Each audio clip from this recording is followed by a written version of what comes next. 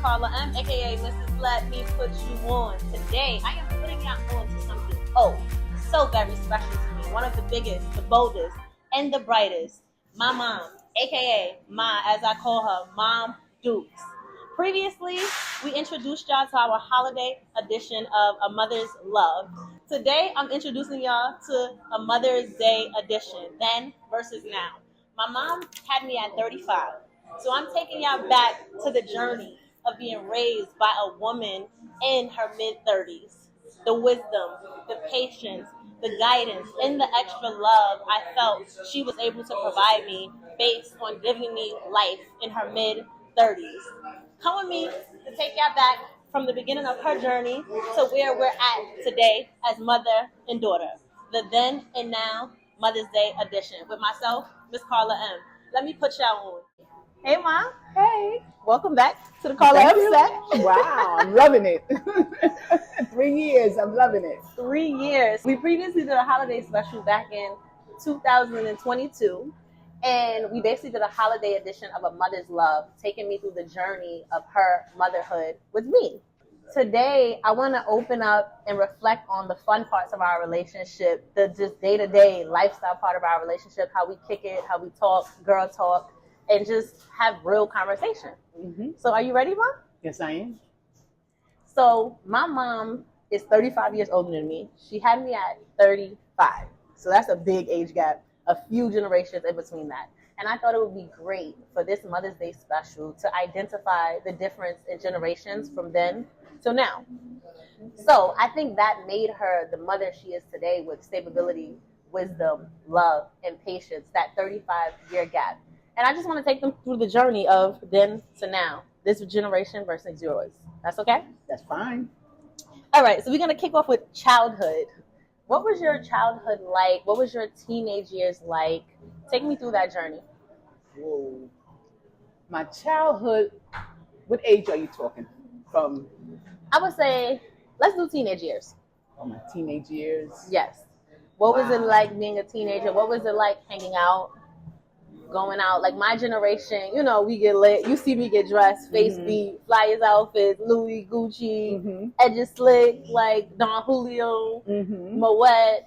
What was that like for your generation? Just going out, hanging with the gang?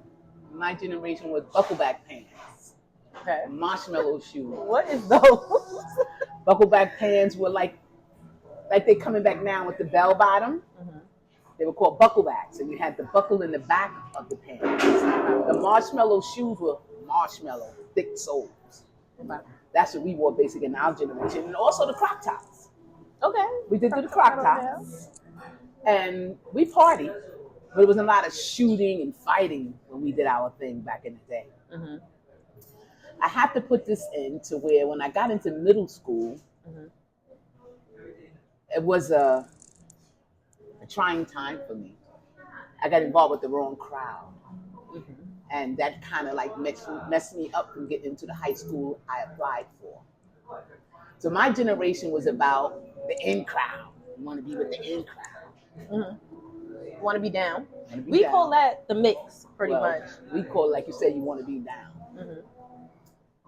As I approached high school, leaving middle school, they sent me to an all-girls school.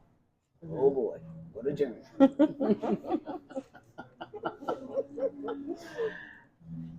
I could say and tell the truth, I dropped out of high school. My mom was pissed, my dad was pissed. Of course. Oh yeah. I was one of the first generations to take the GED.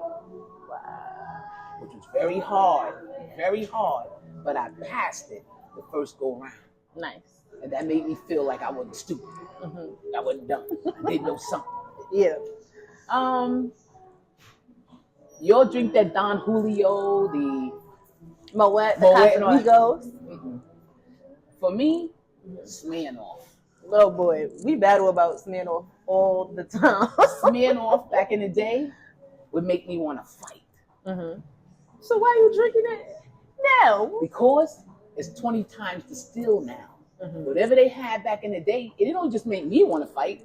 Everybody who drinks Smirnoff back in the day, we start out cool, next minute you know, we arguing, we fighting. It's the Smirnoff. That's like our Henny. Yes. That Henny back in the day didn't smell as strong as it do now. It's something that they put into it or took it out and added something to it. Smirnoff for me today is my go-to drink. It doesn't mess with my stomach. I don't wake up hungover. I get messed up when I mess with them shots with y'all and your generation. Come on, Mom. You know, come on, Mom, take a shot. So Smirnoff is my thing. Well, we ain't drinking no Smirnoff at a table with me, man. You know that. So that's why I didn't have Smirnoff in the first interview. Got me drinking Moet. Bubbly sitting in my chest. Ugh. So speaking of liquor, did y'all have sections in the spot? Like my generation, we have the sections. We got the Moet, we got the Don. It's like a status symbol, right? We're not standing in the club. We don't really dance like we used to. Like, did y'all have that type of vibe in the club or whatever spot y'all had? It wasn't sections. Okay. We did Studio 54. We did a few of the clubs I can't really call right now. But when we got into the club, we partied. I was dancing. We dancing. We wasn't standing there like y'all just standing there bopping to the music. We was on the dance floor, kicking our feet, doing what we do. DJs. Yeah. Studio 54 was the bomb back in our day. Where was that at? In Brooklyn? In Manhattan. Oh. It was in Manhattan. That was the club. And we didn't have fake IDs. That wasn't. If it was, I didn't know nothing about it. If it was fake IDs, I didn't know anything about it. Yeah. So we used to go to Tribeca. We used to do all different types of clubs we used to go to, which was fun. And we left out of the club peaceful, no shooting, no fighting. That was the difference in my generation and your generation now. Yeah, they gonna get it on. They want to shoot. Yeah. One of my best friends just lost his son because he stepped on somebody's foot, and he apologized. He said, the man said, "Oh no, I want you to pay for that." He says, "No, I apologize to you. I'm sorry." Yeah. Come back and shot him. He lost his life over nothing. Over nothing, stepping on somebody's foot. Your generation is boom, boom, boom. It ain't about talking. My generation was fight it out, and we friends the next day. Yeah. Or later on that day. So that's the difference with your generation and my generation. So it wasn't no Louis, no Gucci? Well, as I got older, Louis and Gucci came into my life. Coach, you know. Used to laugh at my Coach bag. Now, where you going with that bag? I said, girl, this is a Coach bag. You had me in where we used to go and get your... Fifth Ave. Not only Fifth Ave. Soho? Soho. And we went into some department store. A name brand. Bloomingdale's? And I had my little Coach bag. And the lady who worked it, she said, girl, they don't make them bags like that no more. And I looked at you. I said, see? You did put me on the Coach. I'll give you that. I'll give you that. Yeah. Yes. Right. And in my little Louis stuff, I wound up giving whatever I had to you because I wasn't using it. But Louis Vuitton and Gucci wasn't expensive as it is now. Of course not, yeah. Nowhere near the it. Prices is high. Nowhere near it. You know, and then certain things I pull out, people think that maybe you gave it to me or I had it for a long time. No, I just take care of my things. You know, and I'm not that one woman that like the showboat. You know, I reserve my stuff. I'm the flexer, y'all. Like I'm the showboater. Yes, for me, I can lay back, especially now. That's the difference in me, 35, becoming a mother, and me now turning 67. Do you think having me a little later in the game allows you to be more laid back, sacrifice more, and not really care about what's going on in the spotlight? Oh, yes. And then I have to say that growing up, I was given. But my parents couldn't give me, my older siblings gave me, especially my sister Wham. And Lucy would sew. So I'm being the in crowd. You would think I bought it from a store. So I was always given things to. I was always loved, you know? And I appreciate my father and my mother and my sisters. Sometimes I go, Daddy, you know so and so. Girl, can we just buy you a pair of Converses? That's when they just came out with Keds. Only $7. Yeah. How much is Converses to this day? $7. Converses, Keds was $7 back in the day for me. They about, depending on the 50, style, 60 $60 some to $100. Because I just bought about a couple of years ago, so I know. Yeah. I said, you was up in Woodbury, and I said, I ain't used to paying this for no Converse. Yeah. $60-something. Pay $7 for Converse Pro Cash. So the price is even different. And what year was this? Like, woo! Like this had to be 68, 69, 70. Okay. You know? Yeah. And we had these shoes called Little Abners. We all came out with Timberlands. Like the constructs. Yeah, so Little Abners was the construct for us. And me and a few of my girlfriends, we had the sweat socks on with the little abs. And you know, we all would have the Timberlands on doing what y'all do. So it's a big difference from when I grew up to you now. Yes. And speaking of love, you mentioned like you always had love. What was love, dating, and relationships like back in the day? Because my generation, I feel like we don't get married as fast, as much, as well as you just got a lot of broken homes, being all the way honest. Do you feel like marriage was more of a thing back in your day versus now? Yes, it was. And how so? Like, was that forced on women more? That was a thing like you, as a woman, you're supposed to get married. Yeah. No, it wasn't forced in my generation. Okay. For some household, it might have been. Okay. You know, but in my generation as women, what women back then didn't want a husband? Didn't want security, didn't want support. I think women still do, but different. Yeah, but differently. Yeah. But back in my day, it was stronger to want that. To want it. Yeah, it was highly desired. Very. And God always blessed me with a man in my life. I can't complain. I can't complain at all with a man being in my life at all. And so funny, I met my husband coming to my house to pick up my brother to play music. That's how I met my husband. Okay. And I was looking a hot mess, big rollers in my hair, robe on, and he came with Jerry Hudson.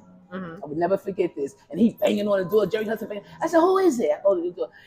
Oh, Anita, open the door. And I opened up the door, and there was my husband. Boom. Didn't know he was going to be my husband, though. And what age did you get married at? 23.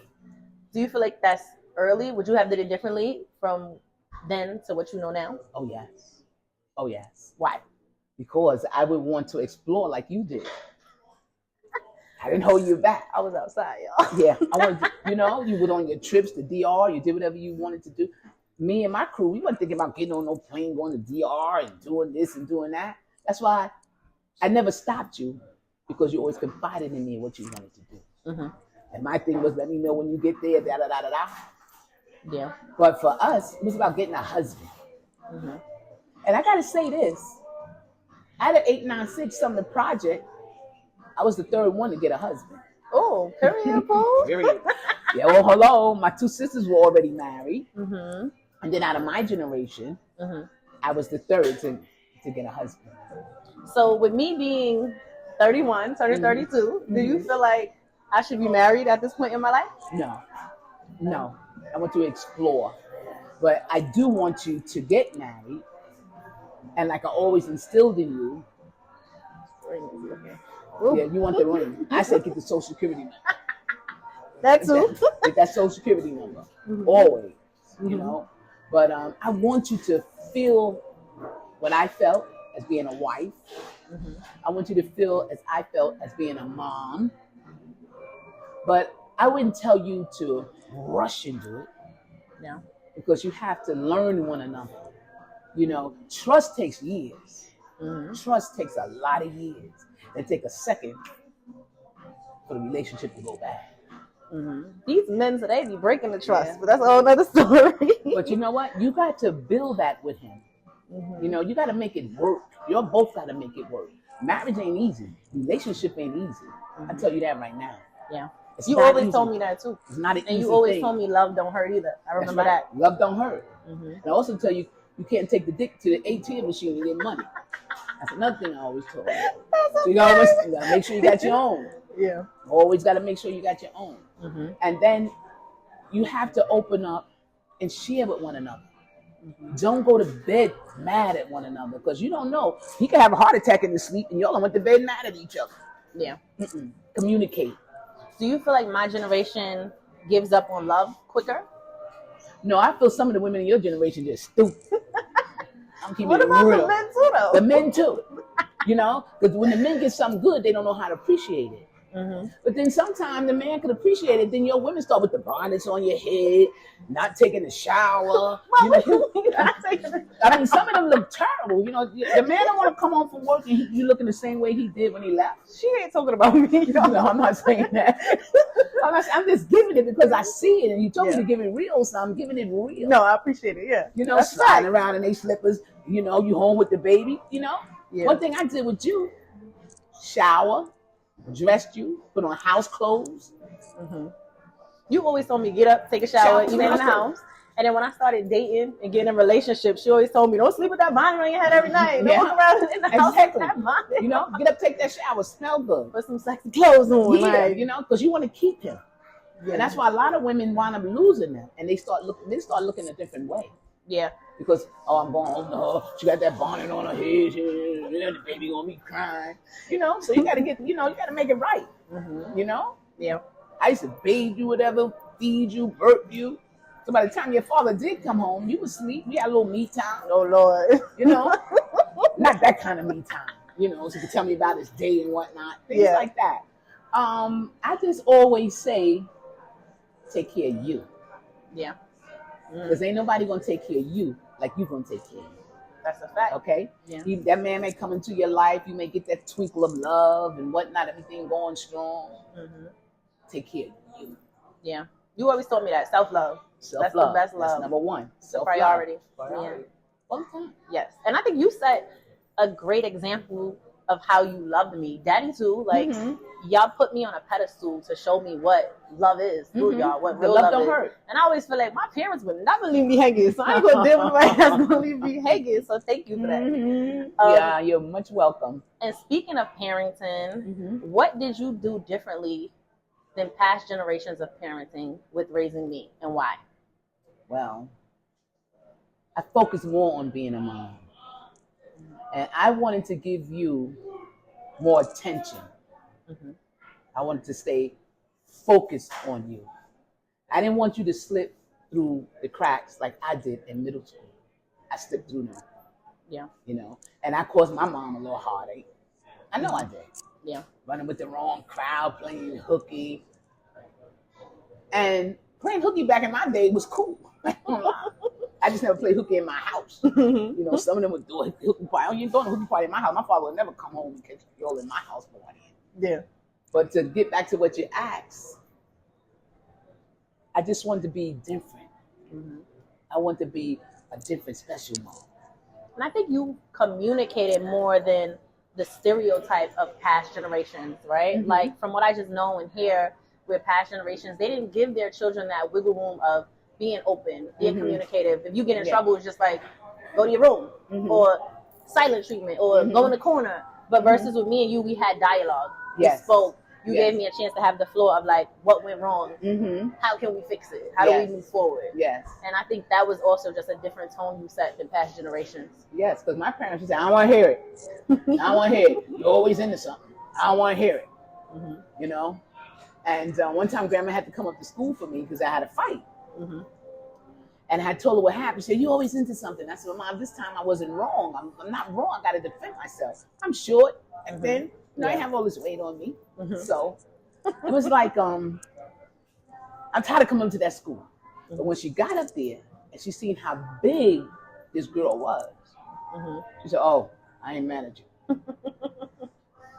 I had some time. I had to fight, not to prove myself, but to protect myself. That's what I had to do in middle school. And then being in middle school, I was in the top grades, and I got involved with the wrong crowd. You know, I applied for this school called, come on back to me now, Central Commercial, which it don't exist no more. This school was for anchor women, anchor men. Broadcasting. And I passed the test and got in. You know what messed me up? My conduct. I remember you told me that. Wrong crowd. You know, that's why I tell you everything about me, because I don't need a sister, I don't need a brother, I don't need a friend to run into you and tell me anything about me. I already know. Exactly. The good, the bad. That's right. And the ugly. You know? Yeah. So I would say big difference. Yeah. I think you made a whole difference. And you also helped me break generational curses as well. Oh, yes. So, and with you being just such a great mom, a great woman, what advice would you give to other mothers today? Sacrifice. Inhale, exhale. But children can get on your nerve. I ain't gonna sugarcoat that. They can get on your nerve, depending how many of you have. I had you. And you knew when you would pluck my nerve every now and then. Her one and only. Look now, we ain't doing this today. You know? So I would say, take patience with the children. Listen to them. Hug them. Always ask how their day is. No matter how little. Yeah. Especially when they become old enough to understand. You know? Yeah. You got to know me in your teenage years. I think that's when the reality hits in of the tone you set with your children. Yes. That 13, 14, so like. That's when you got to know me. I would even say you was always smart. I would say 10, 11, 12. You got to know me a little bit. Yeah. Start learning who I am. And that's the difference. We grow up with our parents, really not knowing their personalities, what they go through, until we get a little older. And then we recognize they're a person too. They're human too. My mom crying. My dad might go through his changes. But when you're young and you're growing up, you don't look at it like that. You just look at them like, oh, they're supposed to do this, they're supposed to have food on the table, You never think about their feelings. Yeah. So you make me recognize my mom's feelings. Yeah. You know? And I grew with my mom in the whole nine. She's still with me right now, 99 years old. Yeah. Shout out to Annie. Sometimes I get a little irritated. And you bring me back. Yeah. You bring me back. And you would say, Mom, you got to remember, Grandma didn't have all you had. And, you know, my grandmother died when my mother was 3. Right. So she didn't get that love. You know? So you bring that back to my remembrance to say, hey. I think as parents, y'all just give what y'all know. And some parents triple it. Some parents keep it at what they know. And some parents yearn to be better, to know more. And I think you just yearn to do better, you know? You know? One time we was watching the basketball game, me, her, and Daddy, and we laying down watching the Knicks, we doing our thing, and I go to lay on her lap. She said, get off of me, you're breasting. I said, dang, Mom. Yeah. But then that brought me to know that the affection that she didn't get growing up. Yeah. The emotion. But I think way back in grandma's generation, affection and emotion and things was so lack during that time. Very much so. Yeah, they were like coming out of slavery. Very much so. Down in the South, they're working. Yes. So and she tell those stories. Yeah. On my knees picking cotton. And sometimes I get on her, I say, Mom, you know you can move a little better. Girl, don't bother me. I've been on my knees from young picking cotton. So then I look at things like that and I just, you know, let it go. Yeah. You know? Yes. Yeah, so. And I also think that I admire you more as a woman today in my 30s, where I'll have a long day and I'm like, whew, my mother had me come home, do homework, cook dinner, and I never seen you sweat. I never seen you get irritated with me. I never seen your sad or doubtful moments. So it makes me respect you more as a woman. Like going back to looking at our parents and seeing them as people, I actually like the person you was. And I think that's why our relationship is so tough and so tight. Like I tell anybody, that's my mom, of course, but that's my dog. Exactly. We go out together, we vacation together, but it's because I like you as a woman. That's and you set a great tone as a woman and a person. So thank you again for that as well. Very well, very well. Appreciate. I love you, girl. I love you bottom more. To the top. You know? Yes. So what do you think I would do differently as a parent when I become a mom, and why? Well, you're going to stress a little bit. Because you're spoiled and you're used to you. But I think that you would be a great mom. Just thinking about how I raised you. Yeah. I think you'd be an awesome mom. I really do. I really think you'll be an awesome mom. Because you love and you're caring, you know? Yeah. And you know when you have your little meltdowns. You know, I had my meltdowns, but you didn't know. Yeah. You didn't know about my meltdowns. And I just would say you would be great. I think you'd be a great mom. I think I would too. And I wish you would hurry up so I could be a grandma. You know, I want me some grandkids. If you don't get the ring, get the Social Security number. I'm getting older. We'll get there. Like you told me, Mom, you know you're 4 years away from 70. Now I'm 3 years away from 70. So, you know, let's make it happen. Like 3 years from now, maybe 35. Maybe 35. That'd be a good age. I ain't gonna complain because that's when I had you. Yeah. But overall, I think you'd be a good mom. Thank you. Well, I'm not the best to teach me. Exactly. You know, I think you'd be a good mom. So speaking of 35, what would 35-year-old Anita say to the current Anita today about motherhood? Girl, you did your thing. Ow. You did.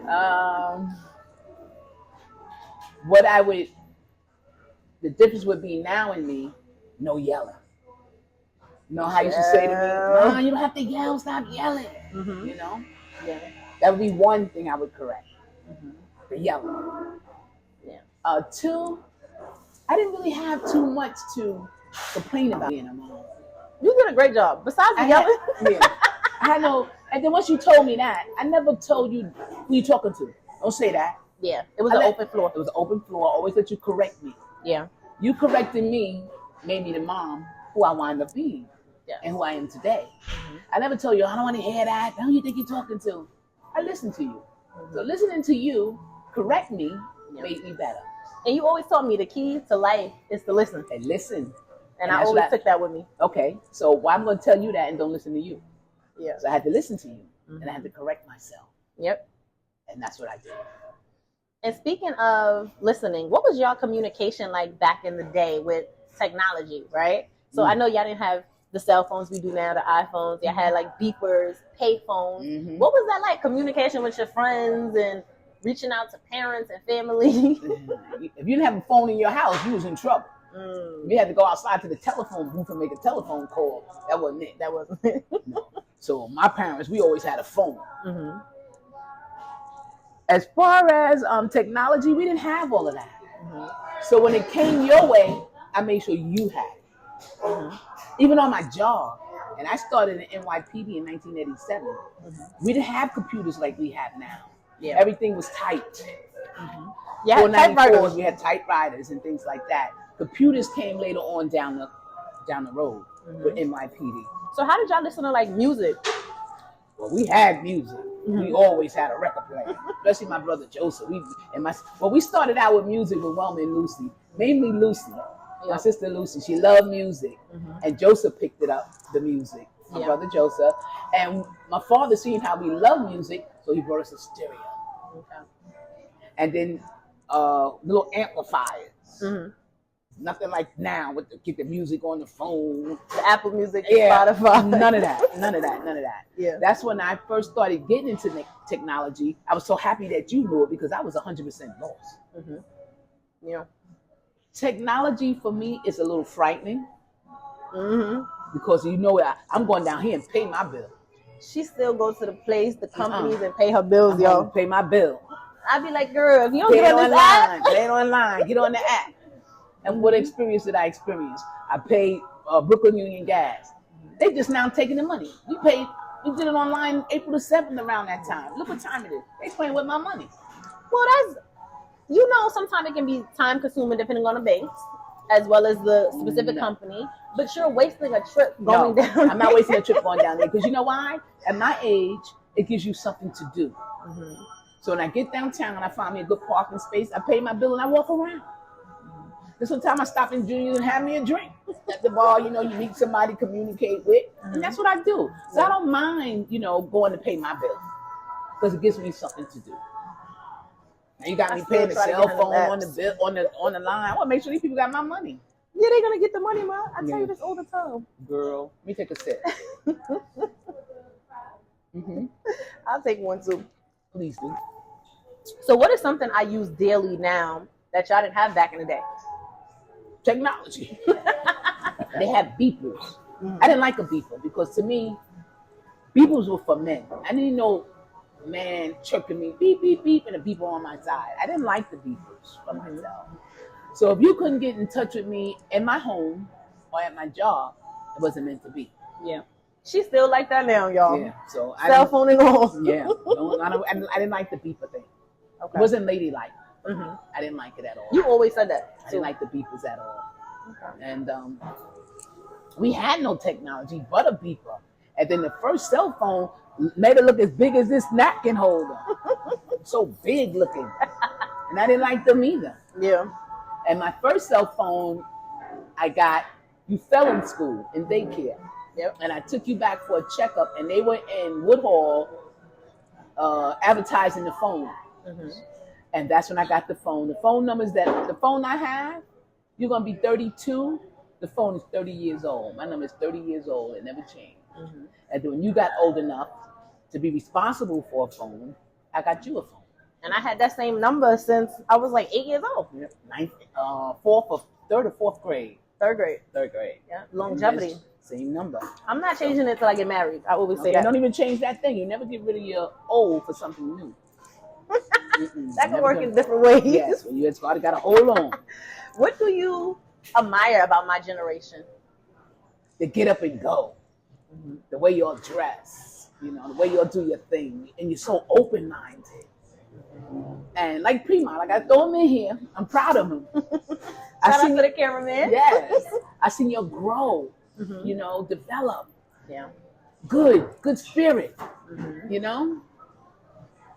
My generation went to heroin, crack, some of them. That was the drug era. That was the drug era back in my day. Mm-hmm. South Side where I work now. Now the Jews done clean all that up, so it ain't all South Side no more like it used to be. But I admire y'all, how y'all get together, how y'all look out for one another. Like your group. You'll go out on your birthdays, you'll travel on your birthdays, you'll kick in the dough money. My generation, we didn't do that. We didn't have parties. We partied in the project, in the apartments, and we played in the park. Red Rover, send this one over, stick ball, over the log ball. That's the things that we did. Your generation, you'll get together, like you said, sections in the club. Mm-hmm. We out the country. Out the country. We had no sections in the club drinking Don Julio and all. I didn't even know what Don Julio was. Sure did. And what is it called? The hookah. Hookah. But hookah for us was weed in that same kind of bottle with wine in it. Mm-hmm. They still do that. Yeah, so that was our hookah. Mm-hmm. We put weed in the thing, and the bubble thing, and the wine in the bottom. Yeah. But after a while, God always been with me. I said, I don't like that no more. I'm gonna do that no more. Yeah. I didn't like being hungry because I was already a little thick, so I didn't need to overeat. Thicker than a Snicker. What? I didn't need to overeat. Yeah. And then it came a time where I didn't like the way it made me feel. Mm-hmm. And any drug that I did, God didn't let me like it. Mm-hmm. He had a different plan for me. Mm-hmm. Yeah. I don't got no shame in my game. And I did some of the baddest ass drugs that was out there. Oh God. You have no shame in your game because you got to look at where you been and where you're at now. That's true. You always tell me that. If I didn't experience what I experienced, how can I tell you not to touch it? Yeah. I got to tell you the truth. Mm-hmm. My first reality to everything. I got to don't do this because of that. Don't do this because of that. Because I experienced it. I know. Mm-hmm. I can only tell you the truth and lead and guide you because I experienced it. Yeah. Like my father would say, experience is going to be your best teacher. And you live by that too with parenting. Yeah. You got to feel it on your own. Yeah. And you used to call it growing pains. Yeah, growing pains. Yeah. Like I should tell you, I don't want to fight. I said, girl, you better fight. I said, if she's fat, you tie her out and whoop her ass. All right, that's when I was younger, y'all. I wasn't soft now. I just wasn't a fighter. Yeah, never was a fighter. But I had to make you become that fighter. So I got gain that respect. Like your father put the towel around your hands and make you box and things like that.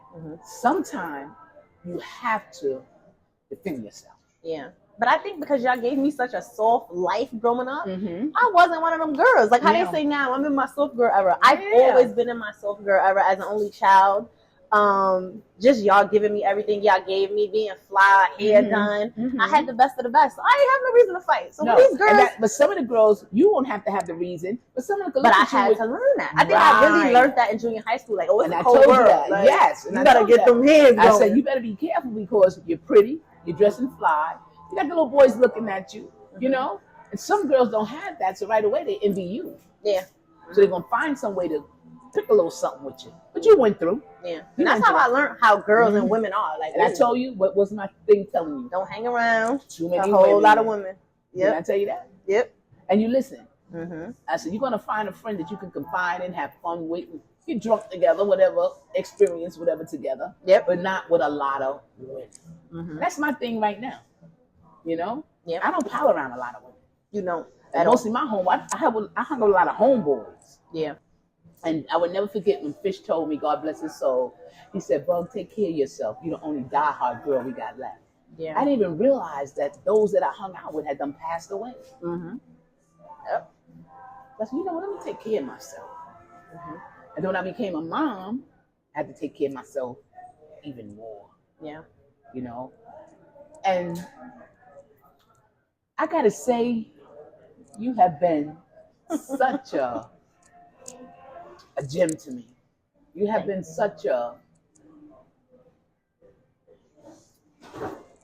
perfect combination in my life. You have been what I can say my unconditional love.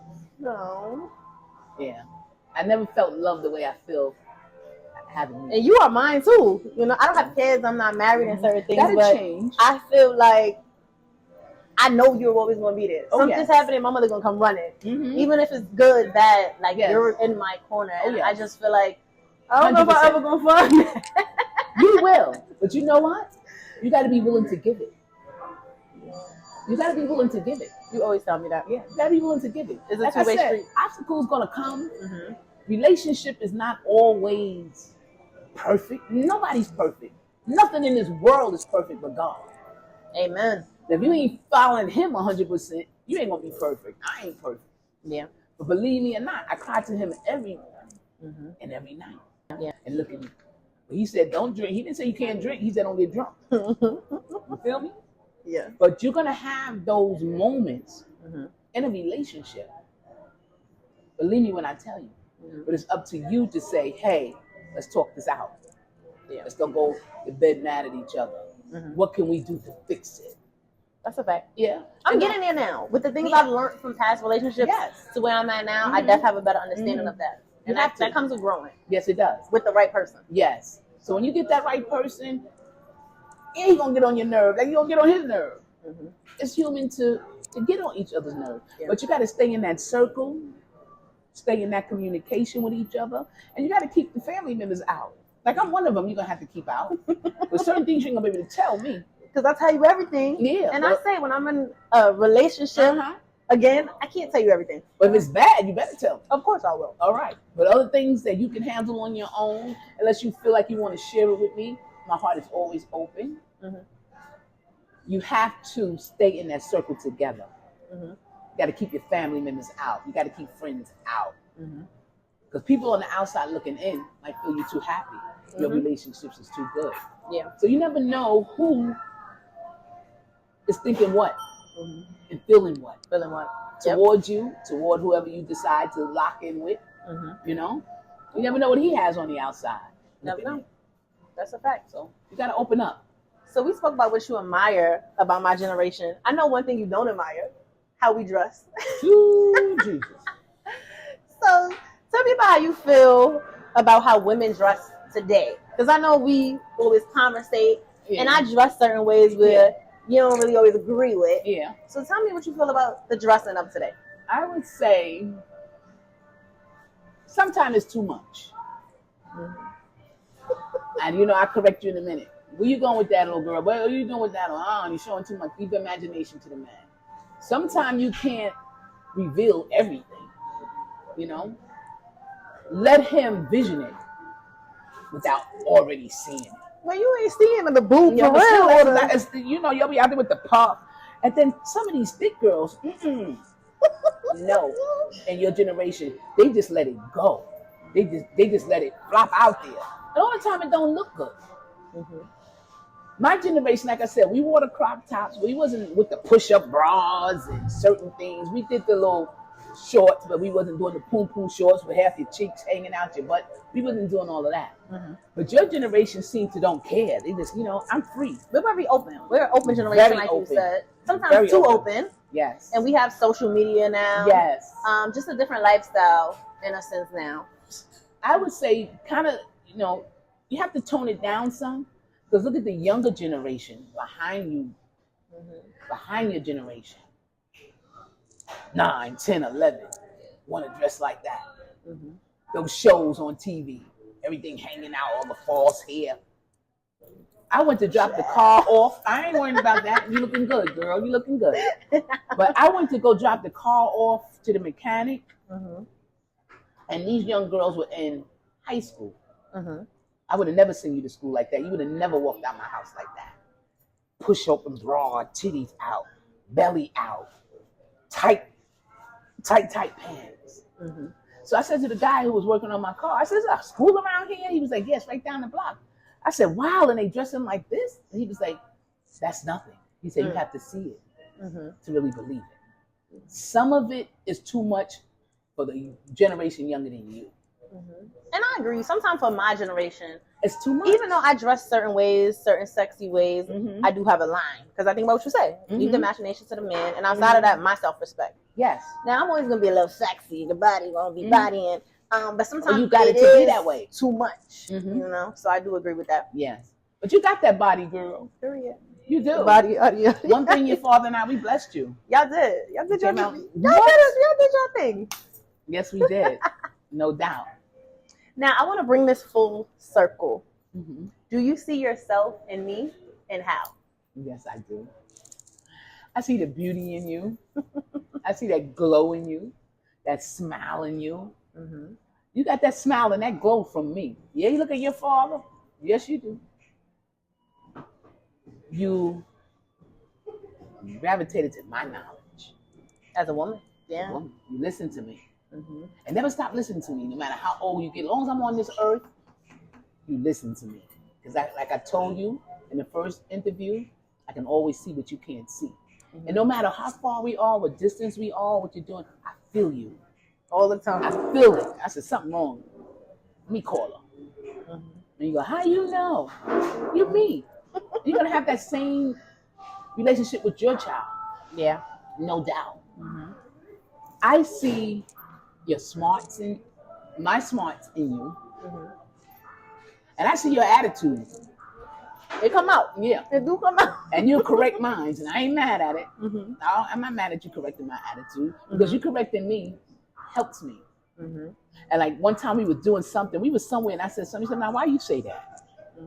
Cause she's blunt, y'all, baby. So why you say that? She gonna say it how it is every time. And I say, you know what? You're 100% right. I shouldn't have said that. Continue to correct me. Yep. Because we all have our flaws. We all have a life of our own. Even if they're not family members, outside people, you never know who's going through what. And for you to correct me is beautiful. And I like that in you. I see that in you. I see when you correct yourself. Very self-aware. Very self-aware. You know? What else do I see in you about me? I think that was great. I think you hit it on the nail. Yeah, but you like to dress like me. I was a dresser back in the day. And you like that. I'm gonna put that on and put it on. Yeah, them Fred Bond shoes, them buckleback pants. I was doing my thing, baby. And I see you gravitated to that. Yes. I like to show up and show out. Yes, you do. And I'm very proud of you. I can't be no more prouder than you. Thank you. For being mine. Thank you. And how has your views changed on motherhood from then till now? They didn't change too much because it's still sacrificing. It's still being that mom. No matter how old you get, I'm going to always be your mother. No matter how old. It's still a lot of sacrificing to be that great mom, to continue to fill those shoes. And you're still a great mother with me being 31 years old. Yeah, so I can't say anything changed from the beginning of me having you to now. Just being more aware, less attitude, more giving. I can't really say where I can. You've always been solid, and I feel like you're still solid to this day. And I'm going to continue to be, till God ready to take me. Because being fake and phony ain't for me. You know what I'm saying? So I always got to keep it real and keep it real with whoever I speak to, whoever I talk to. Even in the street, sometimes people just walk up to me and say hello. I guess it's the shine of God in me. You have that spirit, yeah. I have that spirit, and I love it. So no matter, I'm going to always be a mom. Not only just to you, the children I mentor. I'm going to always be that mom if I can, even to an older person. Yeah. Give them some love. I was in Walgreens one time, and the elderly man was standing on line, and he turned around, he looked at me, he said, "Do you have $1?" I was like, "Yes." I gave him $1. He said, "I got 5 daughters, and ain't nobody here with me." Wow. I said, "I'm gonna be that daughter today. Here go the $1. That's your heart. Yeah. That's my heart. And he says, "Well, I'm gonna give it." I said, "No, you don't have to give it back to me. Just get home safe." Yeah. So that mother love is gonna always be there, no matter how old the child is, no matter who the person is, elderly people, no matter who. A mother's love always stands out. Even your friends come. Yeah. Mama love, mama love, mama love, mama love. Because I give them advice and I don't sugarcoat it with them. It Never is what it is. It. The rawest you ever gonna find. And that's the only way sometimes people can gravitate to it. You can't slow it down. You got to keep it going. Like Joel Osteen said, deepen and go high. Just like Michelle Obama. When they go low, you go high. Hello. And it is what it is. You can't sugarcoat today. You can't sugarcoat it. Sure can't. Never can, I feel like. No, I think that's why I'm so open and cool and raw. Yeah, because you always kept it real and raw with me. And I tell you to do the same. Yes. Do the same. What's one thing grandma taught you that you've taught me today? Well, what grandma taught me to always hold your own. Make sure that you have all your necessities. Toilet paper. But I tell you, keep toilet paper, keep Kotex, keep tampons, keep alcohol, keep certain things so you don't go around borrowing it. And when you need it, you got to run out and get it.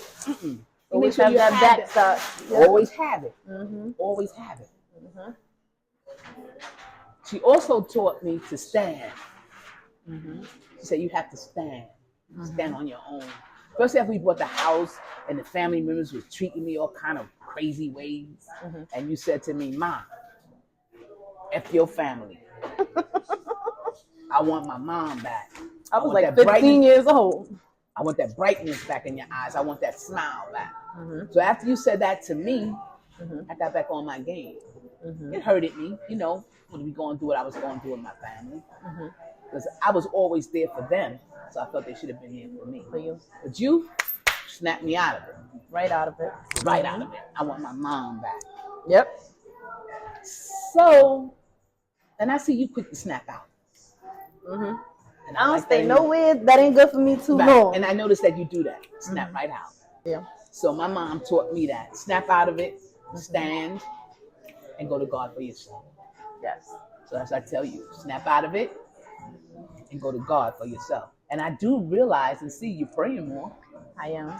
Yeah. I see it. I pray and go to him for myself. Yes. I have my own little spiritual routine now. And I've always was a believer through you, but I think being a woman and going through my own you had your moments. Experiences, I have a tighter and stronger relationship with God now. Yes. Because you would say to me, "Well, Mom, why did this happen? Why did he let that happen?"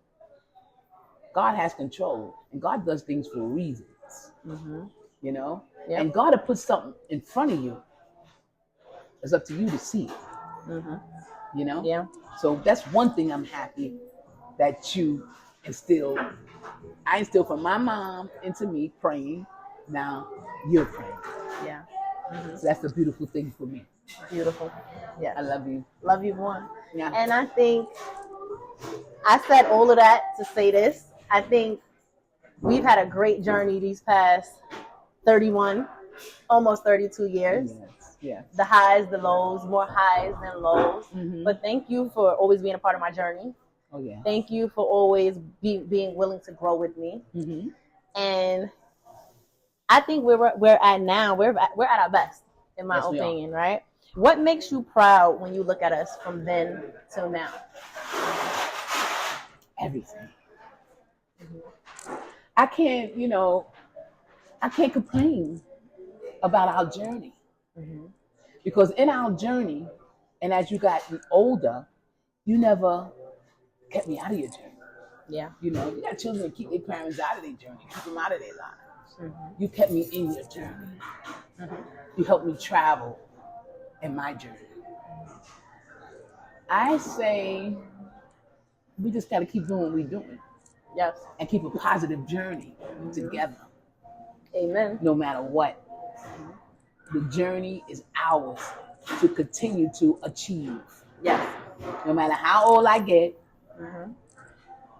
keep me focused. And like I always tell you, if I get to the point where I need to be in one of them senior places, put me in one with a pool, things that I can, you know, maneuver. Yes.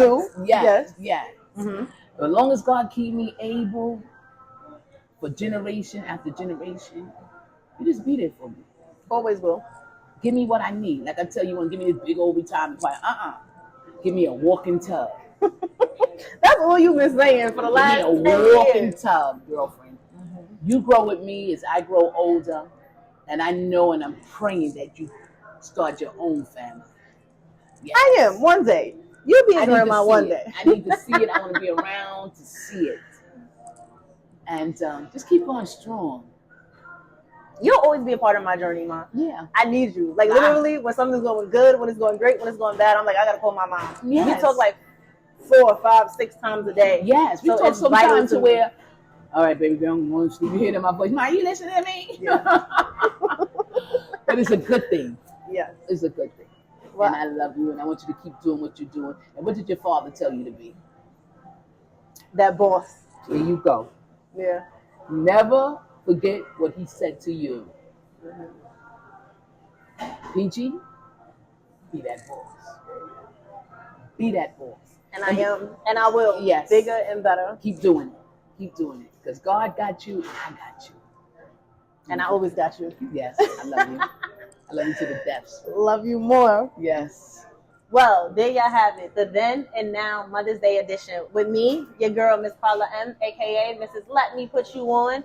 Putting y'all on to my biggest, brightest, dopest mom, the best mother ever. Wow, I love it. The one and only Anita, a.k.a. Anita Bug, Nita No Sweeter. Ah. Stay tuned for part 3, y'all. We're coming back at you.